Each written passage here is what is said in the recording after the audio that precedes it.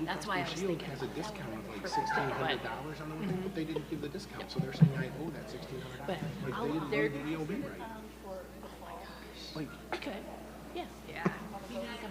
Well, yeah, Mics are live. exactly, right, just get it there early, so then everybody can grab their stuff. Yeah, yeah. Oh, don't worry.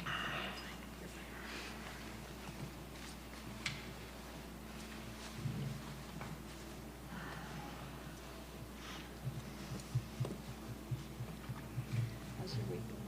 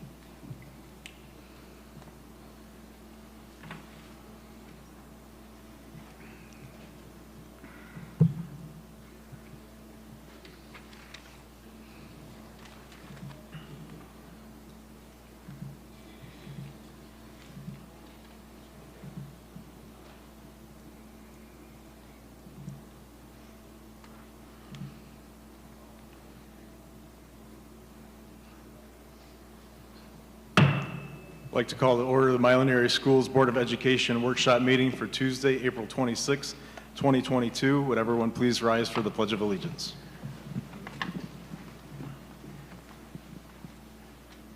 I pledge allegiance to the flag of the United States of America and to the republic for which it stands, one nation, under God, indivisible, with liberty and justice for all.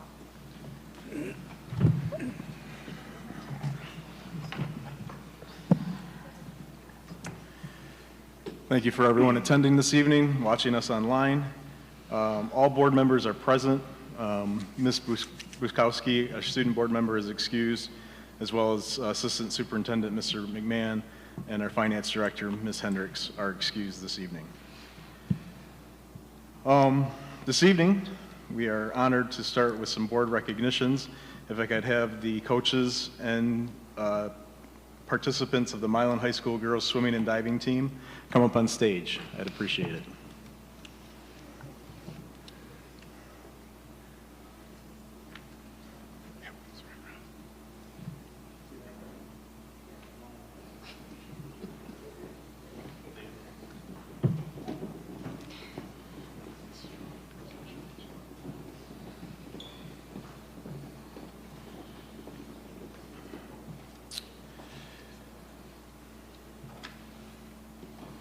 So I need a motion to commend the 2021-2022 girls swimming and diving team and their coaches for all their accomplishments this season. Moved by Heike. Second by Farrow. Moved by Heike, supported by Farrow. Here's the resolution. Whereas the 2021 Milan High School girls swimming and diving team completed its regular season with a 12-1 record, and whereas the team won the Monroe County Championship and senior Haley Brady was named swimmer of the meet, and whereas the team distinguished itself by winning the Huron League Championship for the 22nd straight year with a 5-0 league dual meet record and winning the championship meet while earning 16 all Huron League honors, and the team further distinguished itself by placing 6th in the state, and whereas Krista Cook, Riley Mitchell, Cam Stripp, Haley Brady, Annabelle Williams, Emily Holke, Nadia Smith, Phoebe Roney, Emma Kimbrell, and Elena Malik were honored as all Huron League, and whereas Krista Cook, Riley Mitchell, Cam Stripp, Haley Brady were all state in the 200 medley relay, and whereas Haley Brady, Annabelle Williams, Phoebe Roney, and Elena Malik were all state in both the 400 free relay and the 200 free relay, and whereas the team had an average GPA of 3.54, and Haley Brady and Molly Smith were both all-state academic, and whereas Coach Dan Heike, assistant coaches Carrie Frame, Chelsea Laginus, and all members of the 2021-2022 girls swimming and diving team have exhibited great sacrifice and dedication to make these accomplishments possible. Now therefore be it resolved that the Milan Area School Board of Education commends coaches Dan Heika, Carrie Frame, and Chelsea Laginus in the 2021-2022 girls swimming and diving team for their accomplishments, and that we sincerely thank them for the honor and pride that they have brought to themselves, their school, and the community.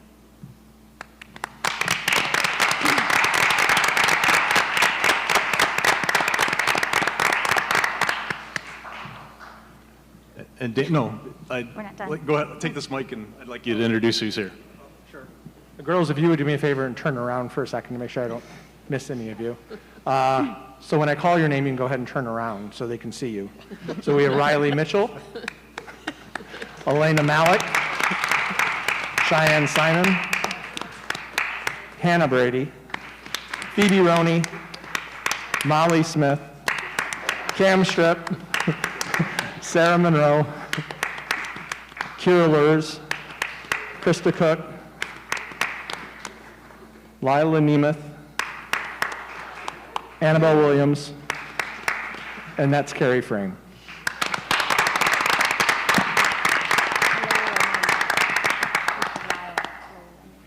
Layla Nemeth.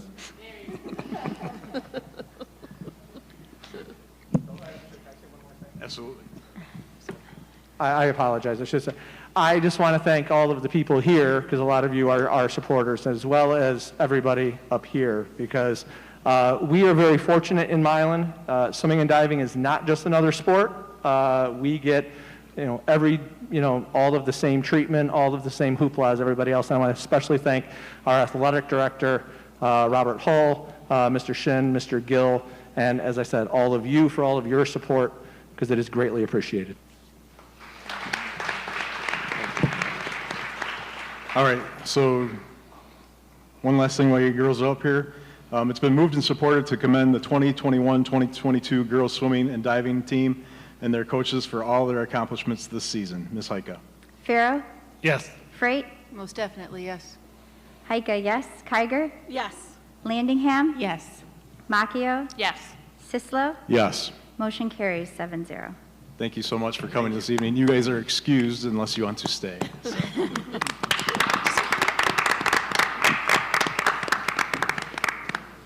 And now if we could have the boys team come up to the stage.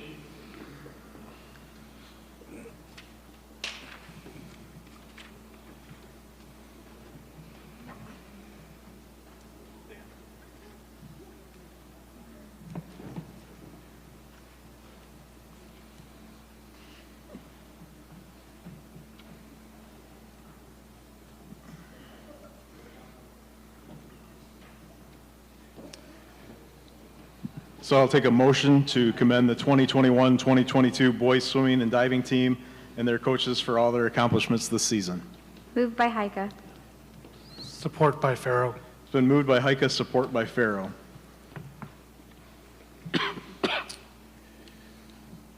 Whereas the 2021-2022 Milan High School boys swimming and diving team completed its regular season with a 9-2 record, whereas the team extended its Huron League unbeaten streak to 22 years, and whereas the team further distinguished itself by placing 9th in the Division III Michigan State Swimming and Diving Championships, and whereas Zachary Heika, Andy Dobrzanski, Sam Kennedy, and Aiden Broadworth were all state in the 200 medley relay, and whereas Zachary Heika was 4th place and all state in the 100 backstroke while breaking the Milan varsity record, and whereas Andy Dobrzanski was state champion and all-state in both the 200 free and the 100 breaststroke while breaking the Milan varsity records in both events and his own Michigan Division III state record in the 100 breaststroke while also achieving an automatic All-American time in the 100 breaststroke.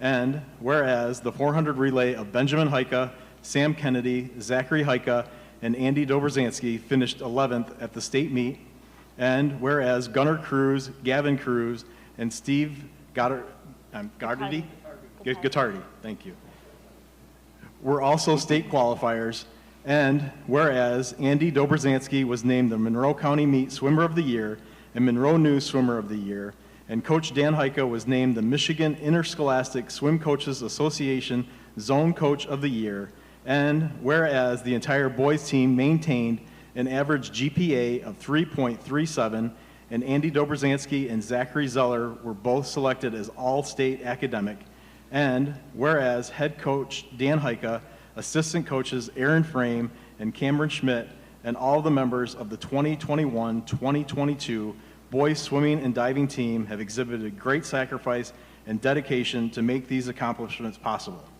Now, therefore, it be resolved that the Milan Area School Board of Education commends coaches Dan Heika, Aaron Frame, Cameron Schmidt, and the 2021-2022 boys swimming and diving team for their accomplishments, and that we sincerely thank them for the honor and pride they have brought to themselves, their school, and the community.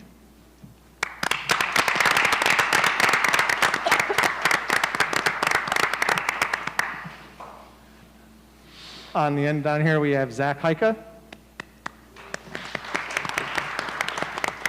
P. Saucy Pryor, Andrew Dobrzansky. They mispronounce his name at every single meet.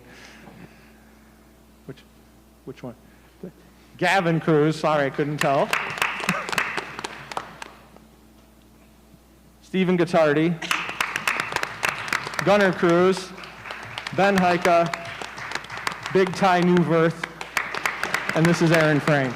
And we had a lot of new faces. A lot of the boys couldn't make it tonight. You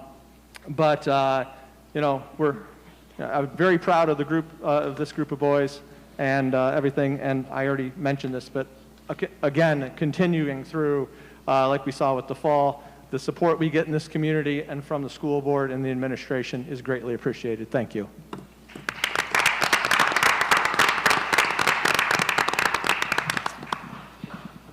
All right, it's been, hold up, boys. One last, Not done we yet. gotta officially recognize you. It's been moved and supported to commend the 2021-2022 boys swimming and diving team and their coaches for all their accomplishments this season. Ms. Heika. Freight, Most definitely, yes. Heika, yes. Kiger, Yes. Landingham, Yes. Macchio, Yes. Sislo, Yes. Farrow. Yes. Motion carries 7-0. Thank you. And you guys are also excused. Now you can leave.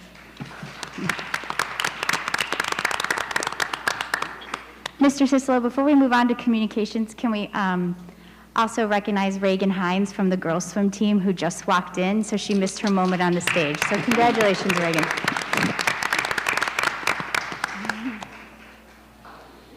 Thank you all for coming.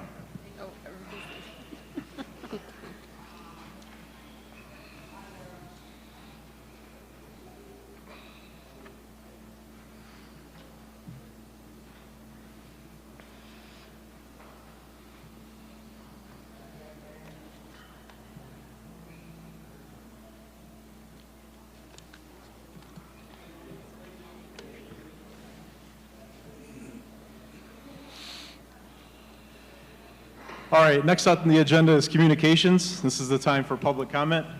Reminder, this meeting is a meeting of the Board of Education in public for the purpose of conducting the school district's business and is not considered a public meeting. There are 2 times for public participation during the meeting as indicated in the agenda. When addressing the board, you will be asked to state your name. The board determines the amount of time granted to individuals or groups to speak. Each person shall be allowed to speak for up to 3 minutes. And I'll give you a 30-second warning, and I ask you to finish your thought when the beeper sounds. Board members may question speakers, but are not obligated to answer questions or make statements or commitments in response to issues raised by the public. In general, such items will be referred to the superintendent for advisement, investigation, study, and/or recommendation, or designated as future agenda items for board consideration. Is there anyone that would like to address the board?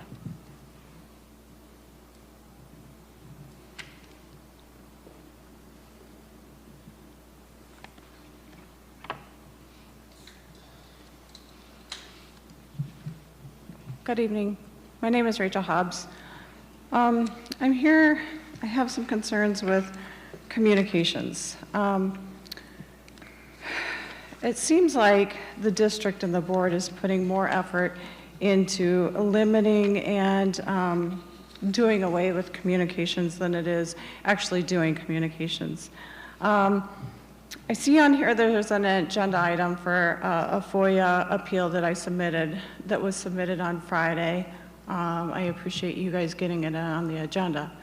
But on Thursday, I also submitted an email that asked for you guys to include in the agenda, and I request that my comments be recorded too.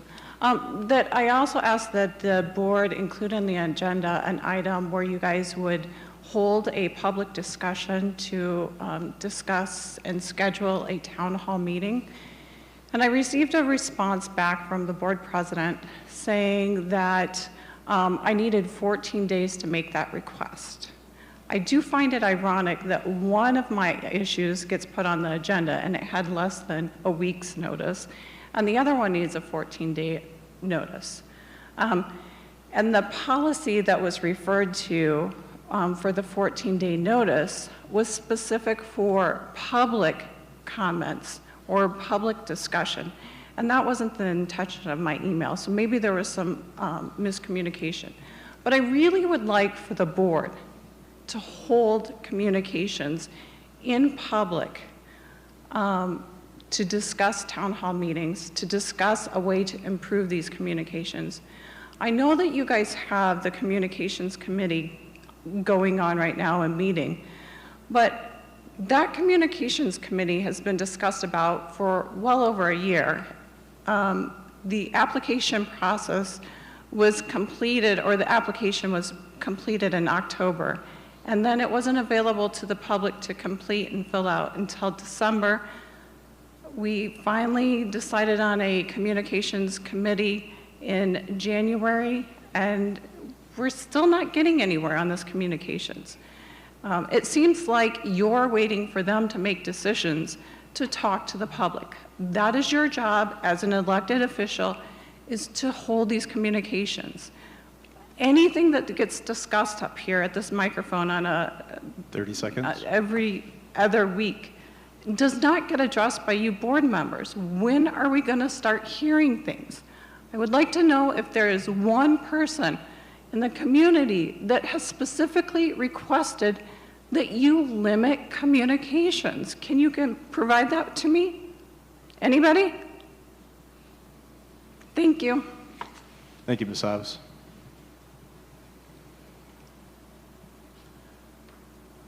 Are there others?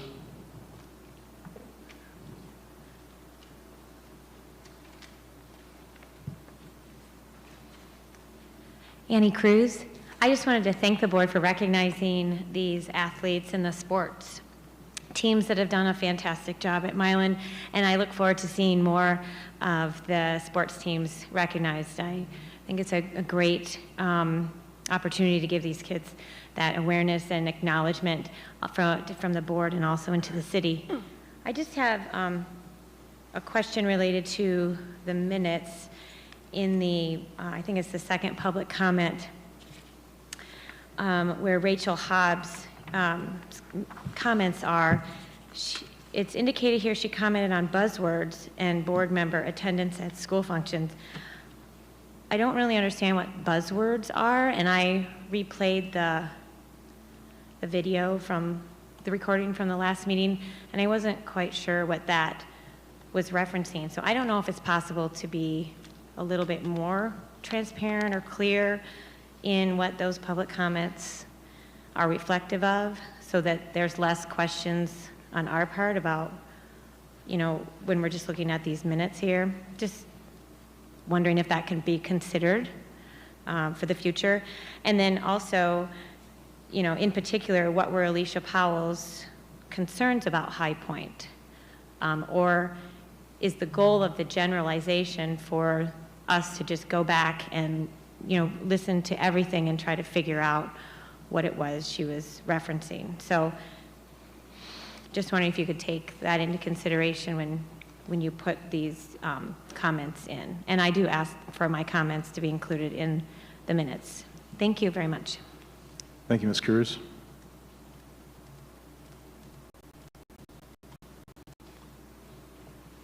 Are there others?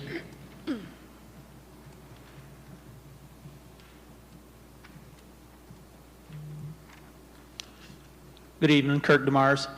Just a couple thank yous. I want to thank you for having a meeting on Tuesday night. I know it probably gets a little redundant when I thank you for that, when you guys have these meetings on a night other than Wednesday, but I really appreciate that. The other thing was, I just wanted to really commend you guys on getting the different schools out here for their presentations. I wasn't able to be here at the last one for the SWWC. Did I give the right acronym? SWWC, is that right? The consortium, Okay. yeah. My boys are really interested in that program. It looks amazing, and the things that I've seen, the different things that they offer. And I think for our community, the gentleman spoke really well, did a great job presenting what the program is and what it has to offer. It was just, I think it's a good thing for our community. And I think it's the bowling coach, right, that was acknowledged last meeting.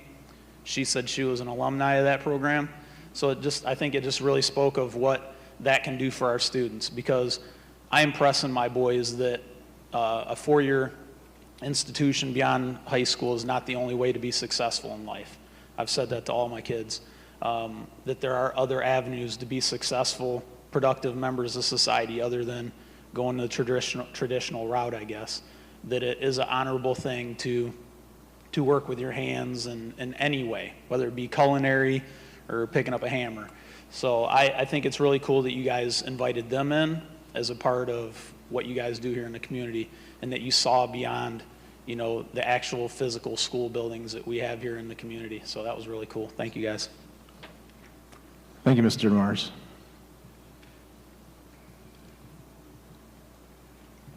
Are there others? All right, thank you for your comments this evening. Next up on the agenda is routine matters for approval. Approval of the minutes of the regular meeting of April 13th, 2022. I need a motion to approve the minutes of the regular meeting of the April 13th, 2022 meeting. Moved by Farrow. Support by Landingham. It's been moved and supported to approve the minutes. Discussion. Mr. Sislo? Yes, Ms. Freight. Thank you. I just wanted to allude to the fact that the Communications Committee did meet for well over 2 hours and discuss this topic, and I appreciate all their time and efforts in doing all that. Although no final decision has been made, there was kind of clear, concise that we maybe need to revisit summarizing and doing some things and looking into the town hall meetings as well. So we are moving forward with some progress on what we're hoping to do with our Communications Committee and our communication with our community. And if my comments can be in the meeting, I appreciate it, Michelle. Yeah, thank you. We did have that meeting. The discussion of a town hall and face-to-face conversation was slated to be talked at during that meeting, but like Ms. Frey indicated, that went well over 2 hours that we were speaking about this topic. So we didn't get to that topic at that meeting. So we definitely plan to talk about that at the next Communications Committee meeting.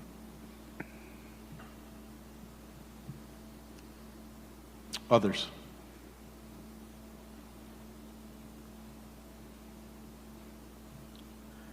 It's been moved and supported to approve the minutes of the regular meeting of April 13th, 2022. Ms. Heika? Heika, yes. Kiger? Yes. Landingham? Yes. Macchio? Yes. Sislo? Yes. Farrow? Yes. Freight? No? Motion carries 6-1.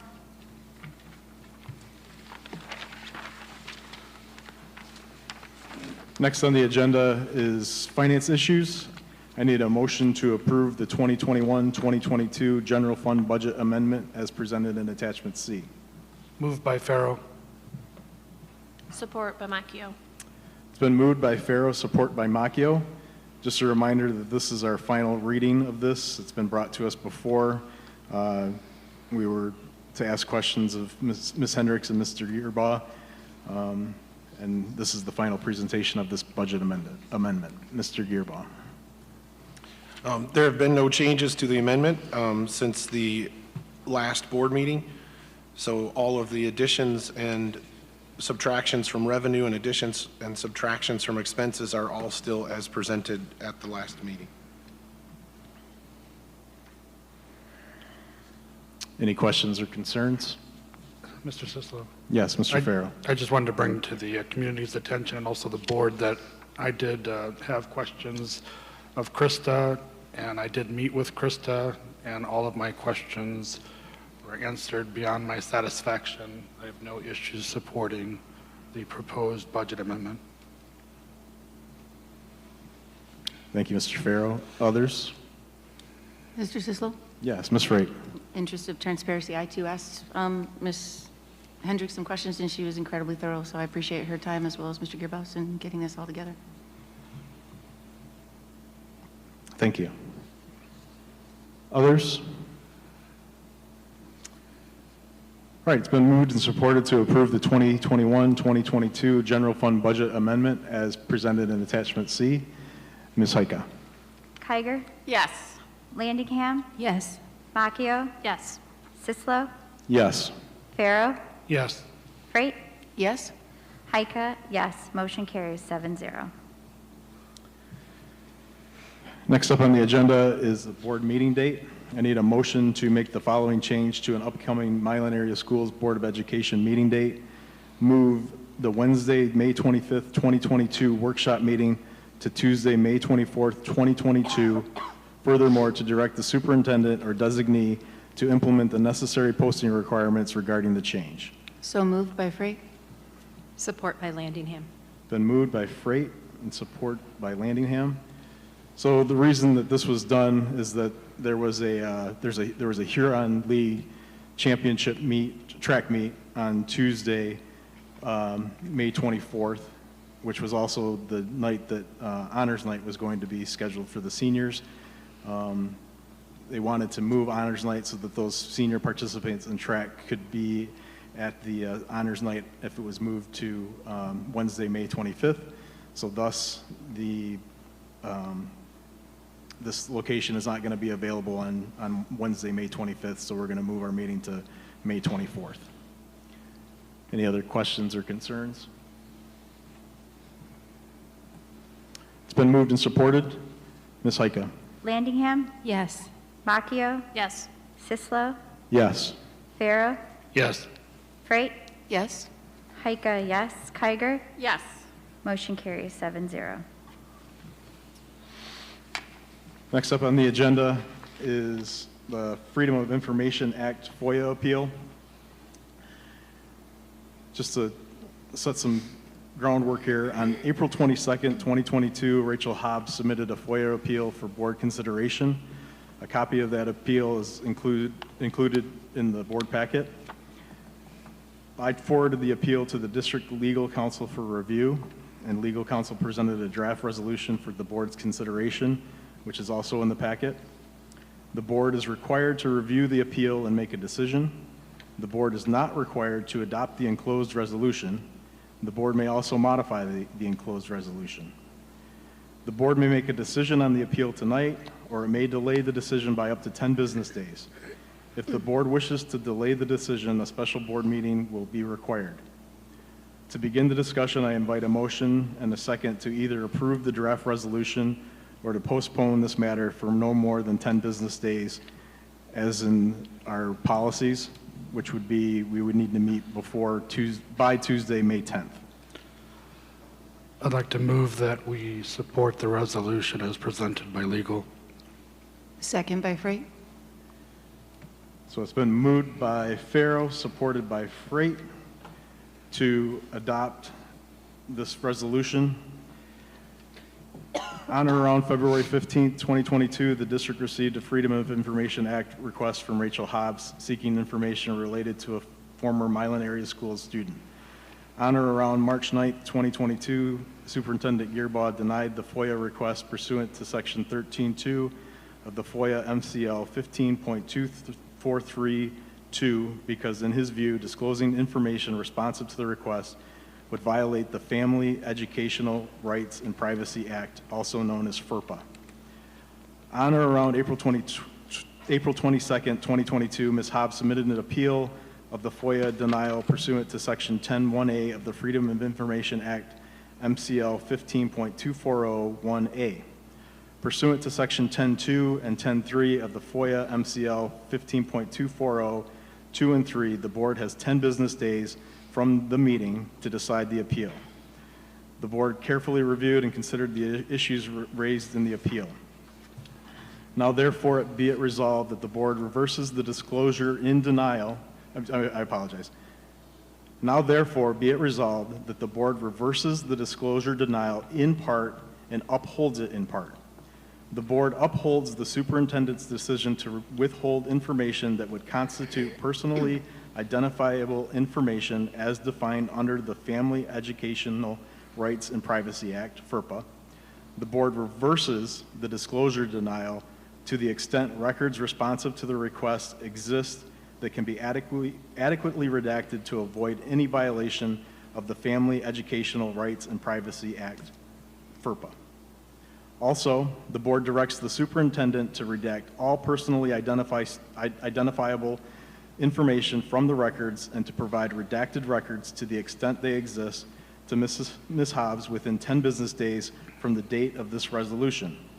Personally identifiable information includes all information that alone or in combination is linked or linkable to a specific student that would allow a reasonable person in the school community who does not have personal knowledge of the relevant circumstances to identify the student with reasonable certainty. Personally identifiable information also includes information requested by a person who the district reasonably believes knows the identity of the student to whom the education record relates. And lastly, the board authorizes the superintendent to charge any fees authorized by law and district policy for responding to the FOIA request. Discussion.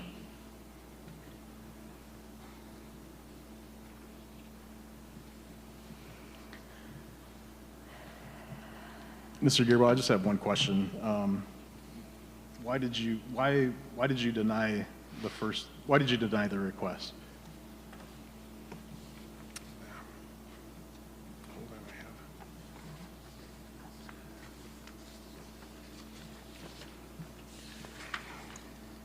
let me find my response.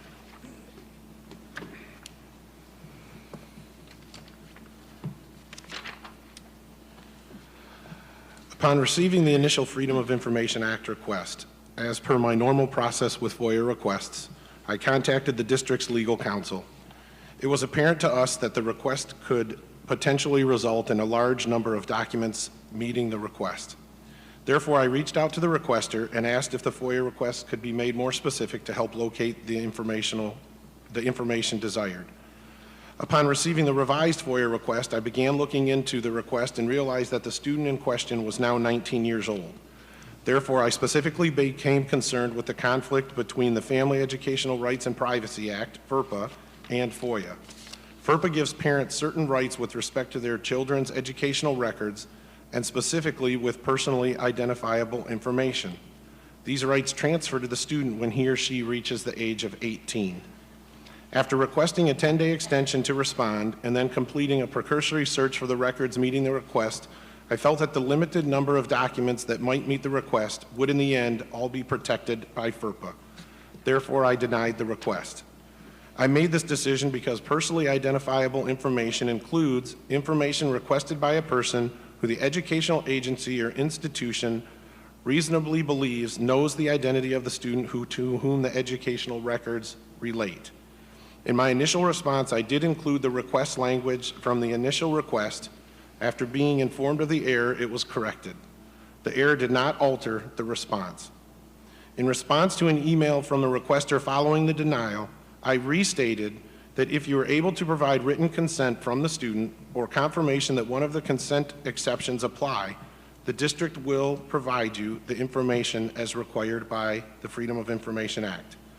Upon receiving the appeal, I completed a more thorough search for the requested documents. There are still very limited number of documents that meet the request. If the appeal is answered as recommended by legal counsel, those documents will be appropriately redacted and provided to the requester within the timeline set by the board. Thank you, Mr. Gearbaugh. Any other questions or concerns? I just want to let our fellow board members know 2 points, and I guess the community, one of the points is that while the FOIA request is broad enough to include a search of documents that may have been created by a high school teacher, and obviously everyone here knows that I am related to a high school teacher. We did seek out legal counsel as to whether or not that created a conflict of interest for me, and we were advised that it does not. And I'd also like the community to know that while that issue is outstanding, me being related to the high school teacher whose documents may be searched, I was unaware of this FOIA request until we received the appeal in our email just this week. So that relationship did not have any play into the denial of the FOIA request.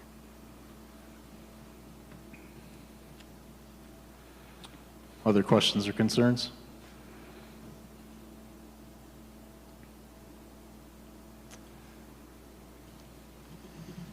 All right, it's been moved and supported to approve the Freedom of Information Act appeal response resolution that was just read.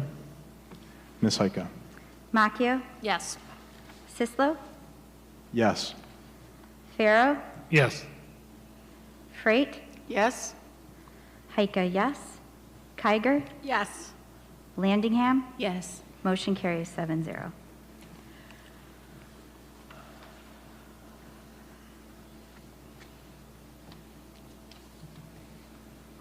Back to public comments.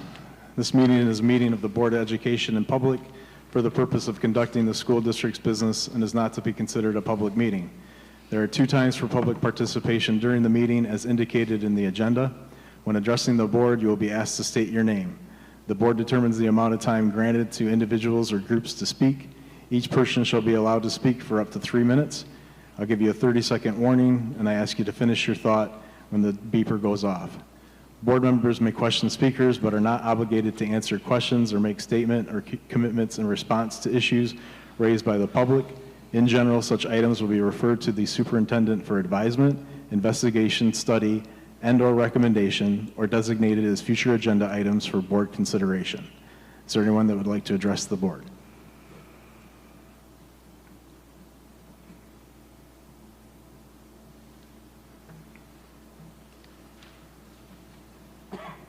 Annie Cruz.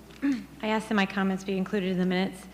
A thought just came to me about the book reading, the book club that you did, and I don't recall if that recommendation came from a community member or I thought actually, Ms. Landingham, it came from an educational event that you attended, and you know, put it out there for the board members to participate in. As a result of that, I remember several meetings where some parents and possibly some teachers, I'm not clear, talked about dyslexia. And I know one of the parents, Lisa Sanders, talked about books that were available and requested or asked you guys to consider reading books on dyslexia. So I wanted to know if you guys had talked about that, if that was something that we might be able to know, have you talk about, you know, to the public. That would be one way of letting us know that you've heard us and our request and that you're taking that into consideration and learning about that topic that's very relevant in our school system today with our students. So I just offer that up for consideration. Thank you, Ms. Cruz.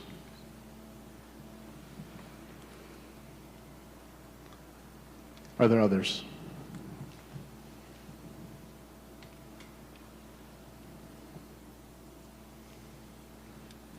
All right, next on the agenda is superintendent comments. Mr. Gearbaugh. A few things to share this evening. First, again, the district wants to remind our students and families that throughout the 21-22 school year, full meal equivalent breakfasts and lunches will be provided to students for free on scheduled school days. It is important to understand that this program ends on June 10th, the last day of school. This summer, the district will be reminding families to apply for free and reduced meals for the 22-23 school year.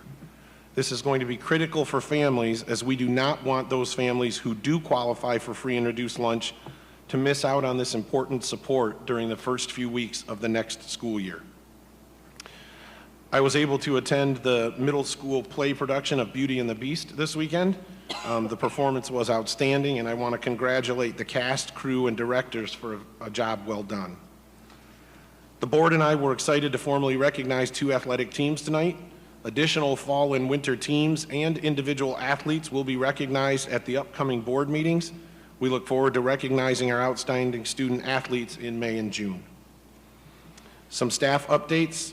For some sad news, Yvette Smith, our paddock administrative assistant, lost her mother last week. Craig Zuppi, a high school teacher, lost his brother earlier this week. And some positive news, Lindsay Lawson, a Milan area schools custodian, had a baby girl on March 29th. Kara Sue, mom, and the family are all doing well. Mrs. Freight and I attended the WISD budget presentation on Thursday, April 21st. We look forward to bringing the WISD budget presentation, documents, and resolution to the Board of Education for review and approval. That process will take place at the May board meetings. Milan COVID data, remember, is available at milanareaschools.org by clicking on the COVID case data link. Remember that we are keeping the data on the website for the remainder of the school year, even though it's not required. And then that process will end at the end of the school year as far as updating the COVID case dashboard daily and weekly. On Tuesday, May 3rd at 6:30 p.m., Milan Area Schools will be hosting a community Zoom session regarding 11T funds. We will be starting the presentation by providing specific information about 11T funds. We will then discuss potential grant expenditures, followed by a time to solicit meaningful consultation from our community members regarding how those 11T funds should be spent. Additional details regarding this presentation are available on milanareaschools.org, as well as all the information for the Zoom meeting. All Michigan public school systems are required to have a sexual health advisory committee, known as SHAC. The Milan Area School SHAC is currently in need of a few members. This committee meets at least twice each year during the school day to review the lessons that are taught in all 4 MAS schools, related specifically to puberty and reproduction. The committee also reviews biannual surveys conducted of the Milan community and the Milan students at grades 7, 9, and 11 about these specific content topics. The committee serves to advise the district on the direction of the curriculum and new materials for lessons. Final decisions about the direction of the curriculum are made by the staff and the Milan Area School Board. The role of this committee is to represent and reflect the values of the Milan community and to give the community a voice in the decision-making process. Additional information and an interest survey for the vacant positions on the committee can be viewed at milanareaschools.org. The deadline is this Friday, April 29th at 4 p.m. Just to further explain, the committee has a very specific makeup as to the number of parents, the number of administrators, the number of teachers. It requires that we have local clergy on the committee. We have a few vacancies in different aspects of those. We also put a survey out to the high school students who might be interested, as we have a need for an additional student. Our intention is to take all of the names that meet each of those qualifications. So example, if we need a medical professional on the committee, we're going to take all of the people that filled out that survey and responded that they were medical, put their names in a hat, and draw out the names. It will be a completely random selection of who is invited to be on the committee. And then we will keep all of the remaining names if we have any vacancies throughout the year or the next year, so that we have those names readily available to fill any vacancies on the committee. In order to provide ALICE training to every Milan Area School staff member, the district is canceling the half-day of school scheduled for Friday, May 6th. The morning of Friday, May 6th will be used to provide ALICE training to every Milan Area School staff member. For some, this will be a refresher training, and for our newer staff members, this will provide the full ALICE training to enhance the brief training that we provided at a professional development earlier this year. Teachers will then participate in the afternoon professional development that was already part of the calendar. Community, is important to remember that there will be no school for students on Friday, May 6th due to this calendar change. Thank you. Thank you, Mr. Gearbaugh. There will be no assistant superintendent comments. Student board member comments. Some Molina. updates around the high school. The prom committee will be selling prom tickets for $35 during lunch for the next 3 weeks, Tuesday through Thursday. National Honor Society induction will be Thursday, May 19th at 7 p.m. And the Love of Music concert is Thursday at 6 p.m. and will feature the chamber choir and parts of the band. Thank you, Ms. Molina. Board member comments. Shall I start? Sure, Ms. Freight. I too want to congratulate the play. I was here with Mr. Sislo. It's quite fun to see Franklin in there. Great job, John. Good fun. Oh, it was a phenomenal play. It was really good. They have the history of the plays in there, and we've got 22 years, I believe, of Milan Middle School plays, which is really rather phenomenal to see. And a lot of the costumes were handmade by some people that we all know, so it's really neat to think of the community involvement that we have in all of our plays. I was unable to attend, and I'm not sure if anybody else was, but the kindness campaign, I sent Mr. DeSarbo a note. The plaques downtown are phenomenal and a great way to remind our community just how easy it is to be kind. As Mr. Gearbaugh pointed out, we had a Zoom meeting through the WISD concerning their budget. It's an annual thing. Unfortunately, Mr. Gearbaugh's gone through this, 15 years now? So it was good that, it's very detailed. Everybody will be getting the information. If anybody has any particular questions, feel free to reach out. And like Mr. Gearbaugh said, we'll be bringing the details back for a vote that I bring back as a representative in May. And I also want to thank Mrs. Kiger.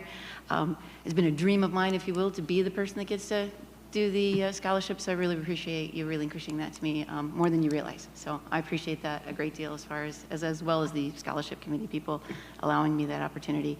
Just to update you, on the 7th, when I had emailed you about the potential breakfast, they're not doing the breakfast. Or well, they are, but we're going to do something different. So it's just going to be our honors night, our typical honors night, which is nice to follow in our tradition. So again, thank you very much, Mrs. Kiger. Thank you, Ms. Freight. Mr. Sislo. Yeah. So a few comments. The Teacher Appreciation Week is May 2nd through the 6th. So if you get an opportunity to thank a teacher in a small or big way, please consider that. So again, thank you to all of our teachers. Your hard work and efforts this year, and always, they're very much appreciated. As Brian mentioned, on May 3rd, there will be a community Zoom input session regarding the 11T funds. I won't repeat everything that Brian said because Brian's already said it. Senior Honors Night is May 25th at 6:30 p.m. There's also a high school choir here at the high school Thursday, May 26th from 7 to 9 p.m. I noticed that Allie did not speak to the soccer program's success, so I will. The soccer program has had some success, and just a great group of athletes that work very well together. Very fun to watch. The other thing I just wanted to mention is over the next few months, we'll be getting different versions of funding proposals that will potentially impact the district. They're all going to be different. So for example, the Senate proposal increases per pupil foundation allowance by $450 to $91.35. It does not include investment in other areas. For example, there's no increase in special education costs, at-risk funding, ISDs, or the Great Start Readiness Program. There is only limited investment in school mental health services and school safety. So as we get more information, it's going to be important for us to review that because it will impact district funding, and we will need to take a look and consider all that in advance of the next budget amendment, which I think is in June. So that's all I have. Thank you. Thank you, Mr. Farrell. Ms. Landino? I have just one item. I wanted to let the community know that I have submitted my letter of resignation from the school board. My last day will be June 10th. I'm going to finish out this school year. This is my 7th school year on the board, and I have loved being on the board. 2 years ago, when my daughter, my oldest, stopped attending Milan schools, I struggled really hard with how to stay connected with the district. And for the last 2.5 years, I've given it a really, really good shot.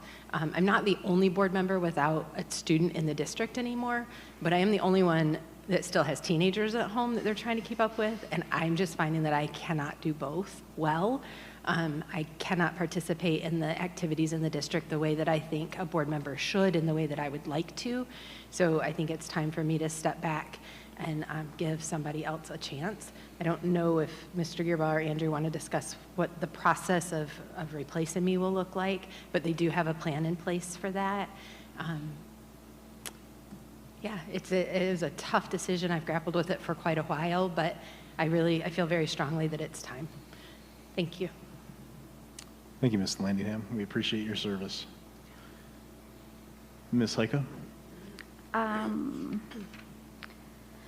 I had one question, Brian, about the food service over the summer. So will there be no food available, at least through the schools, for students over the summer? The only food that would be available to students over the summer is if we conduct a summer school program, we would provide food. That will not be free, but the district will provide it as part of the program. So no, there will not be daily or weekly meals provided to students throughout the summer. I'm sorry, I'm confused. So The is it a pickup of possibility meals and for things us that to- we've done the past couple of summers is no longer a program being funded. So the Okay. only meals we would provide is if we run a summer school program, we will feed the kids that come to the summer school program. I see what you're saying. Okay, okay. And so then will we partner, I assume, as we used to in the past with Aid and Milan to make Yep. sure that they are able to know who those students are so that they can provide services over the summer more efficiently? Yes, correct. Okay. I also want to encourage the community to attend the Zoom meeting regarding the 11T funds. This is an opportunity for two-way communication, an opportunity for you to listen to Brian's presentation on the 11T funds and then also provide your feedback and ask questions. So I know it's not a town hall, but it is an opportunity for two-way communication, and I encourage everyone to attend. And then, Brian, I have a question about the Sexual Health Advisory Committee. Do we know which categories of people that are dictated by law that we need? Because I'm wondering, if we know we need a local clergy member, then if we could let people know that, that may encourage local clergy members to apply when they may not be thinking that that's something they're interested in doing. Does that make sense? Yes. I do not know the positions that are vacant. I am actually not a member of the Sexual Health Advisory Committee. Mr. McMahon is. And that because there's a limited number of administrators, we can't both serve on the committee. So he's been working with Nicole Kenzo, the chairperson of that committee. I think the reason they asked for any and all volunteers is they want to build a list moving forward in all of the areas. So that if we have a vacancy that occurs, we can fill it immediately from that list. Okay, that makes sense too. Thank you. And then I'm wondering too, because I am also happy that we're once again, I don't want to say post-COVID, but once again having teams and students come to be recognized for their achievements. But I also want to encourage us to invite not just the sports teams, but as our student board member mentioned, there's going to be a new NHS induction ceremony coming up. We could invite the Milan Middle School play to come. If we can expand that group just beyond the sports teams. One, I think there are a lot of amazing things that are happening in this community, and a lot of incredible kids that just don't happen to be athletes that we could also recognize. But then I also think that that's an opportunity for the students and their parents to come to a board meeting, at least initially, and see everything that's going on. So if we could expand that, and those were just a couple of ideas that came off the top of my head. I want to thank Sean DeSarbo for inviting us to participate in the kindness campaign. I got to read on Saturday at the Owl to a couple of new friends a wonderful book called Peanut Butter and Cupcake, who was provided by my friend Gary Macchio. It was a huge hit, and it was a great chance, and you couldn't have asked for better weather, right? Saturday was amazing. But to see all of the families downtown, they were chalking Toland Square, they were walking all through all of the stores and the shops, they were looking for their friends' posters, they were talking about kindness. And even during our book read, we talked about the types of things we like to do to show kindness. Every one of those kids said they loved to share their toys, so I wanted to talk to their parents to figure out how that was their way of showing kindness, because that's not always the way my kids show kindness. But it was a great opportunity to get downtown and see the community and the schools working together to celebrate our kids. So thank you to Mr. DeSarbo for that. And then I just thought that, just so there's no confusion or concern about why I'm here tonight wearing my mask when I didn't wear a mask at the last meeting, and I very well may not be wearing a mask at the next meeting.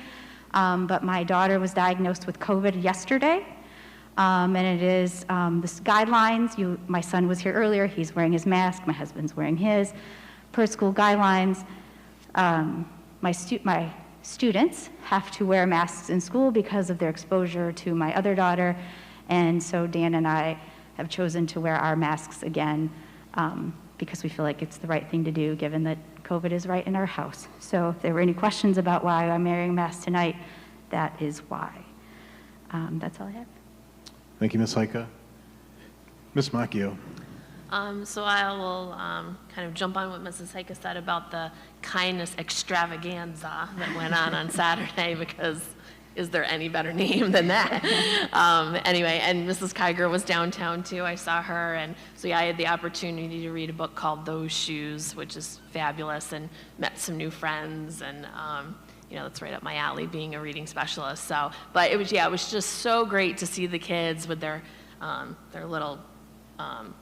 What was it? The scavenger hunt. Yeah, they had their scavenger hunt papers, and it was just like just so much fun and interaction between families, and it was fun to just, before I read, Mr. DeSarbo read before me, so we all know that was a huge hit, right? He had a huge audience, and it was just so great to just sit in the booth in the Owl before I read and listen to all the communication and giggles, and I mean, it was just fabulous. I mean, no better event. And I had run into Mrs. Tuesley earlier in the week, and we were talking about those banners and everything downtown, and she was just telling me some great stories about kids bringing their families down and pointing out their friends and reading what they said about kindness, and it's just a fabulous campaign altogether. Just behind it 1,000%. So yeah, thanks to Mr. DeSarbo for inviting us.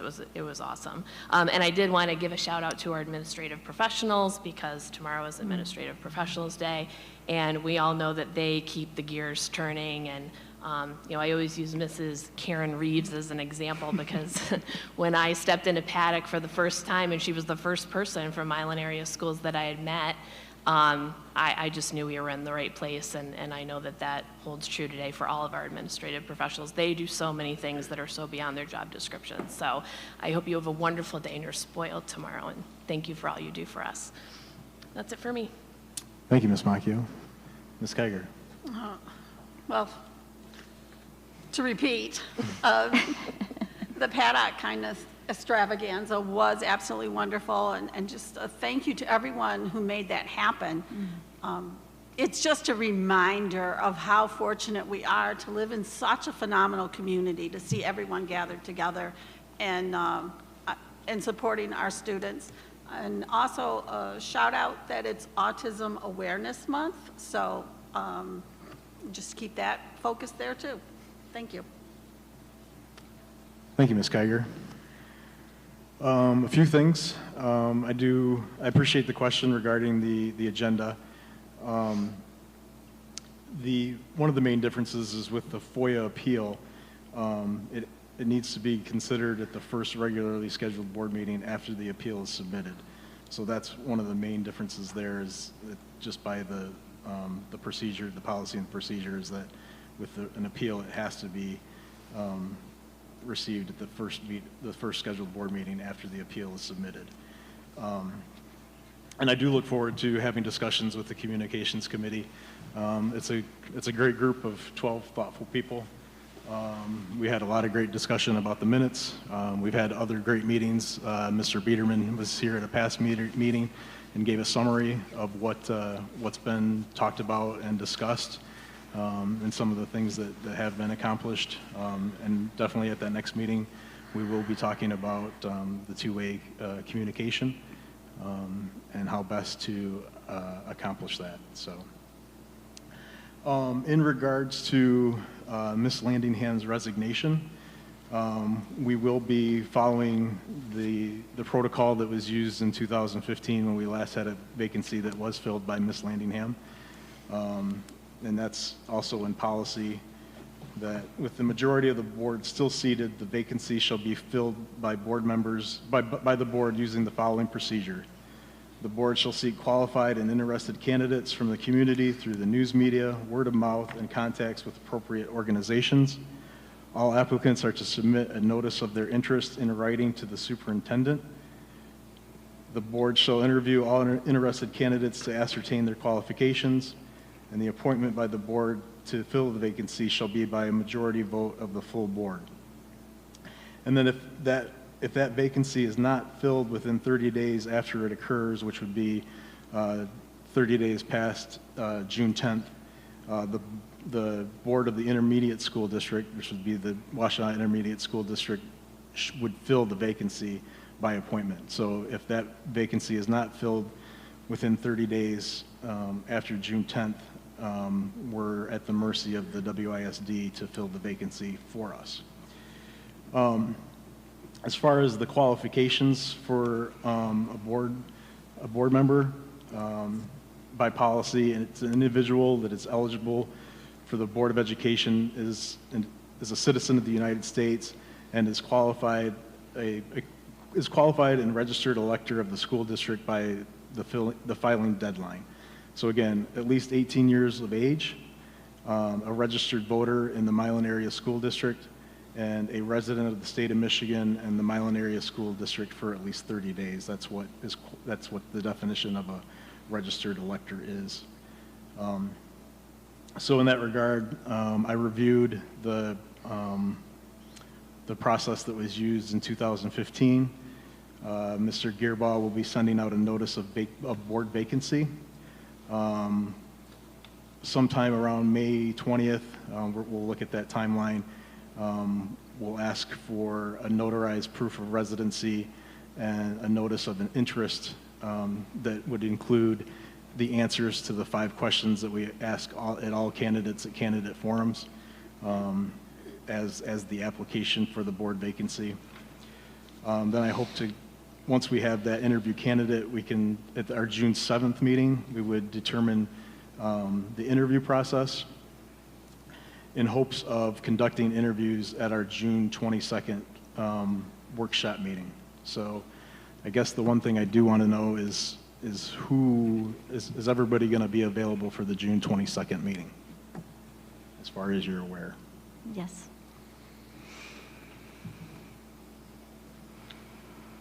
Okay.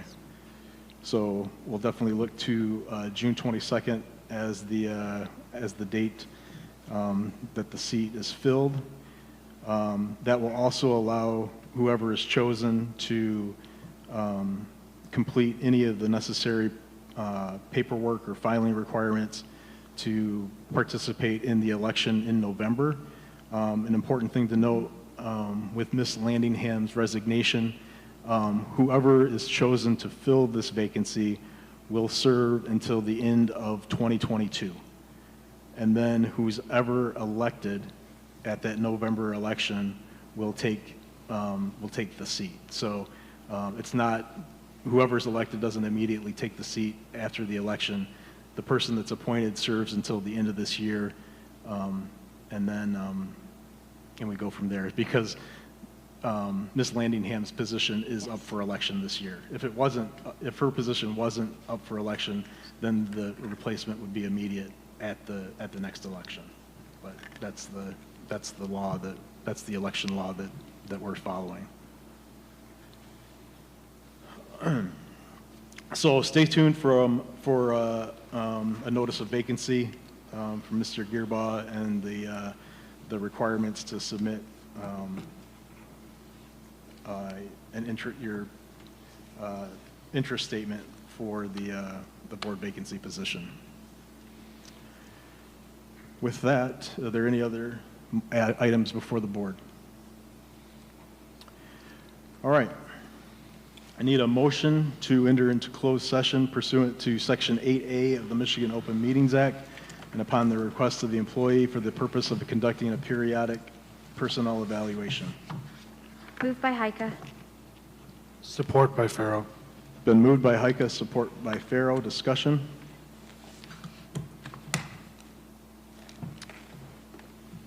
So we'll enter into closed session pursuant to Section 8A of the Michigan Open Meetings Act and upon request of the employee for the purpose of conducting a periodic personnel evaluation.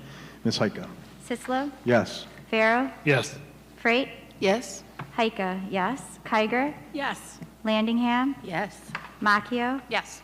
Motion carries 7-0. So we'll enter into closed session at 8:03, and we will return upon that completion. There will be no other business when we return except for adjournment.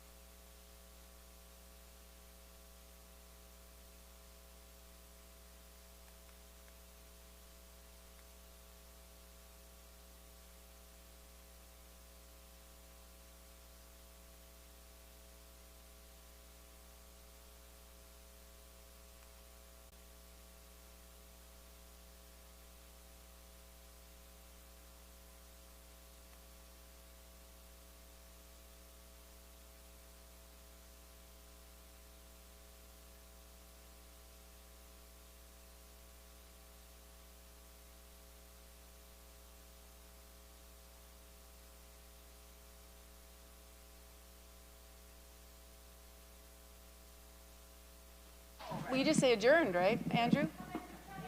So you don't,